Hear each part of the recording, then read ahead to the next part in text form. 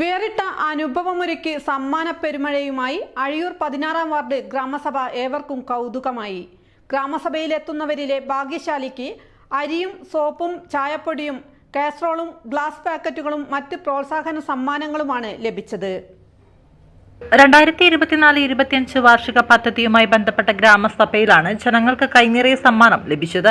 ഭാഗ്യശാലികൾക്ക് നറുക്കെടുപ്പിലൂടെ സമ്മാനങ്ങളുള്ളത് വാർഡ് ഗ്രൂപ്പിലൂടെയും മറ്റും മുൻകൂട്ടി അറിയിച്ചിരുന്നു.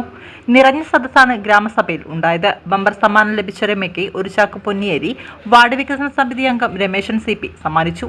Vijayan CV, Purushothaman PV, Upendran K, Karunan PV, മുത്തു, സനോജ് TP എന്നിവർ മറ്റ് സമ്മാനങ്ങൾ നൽകി.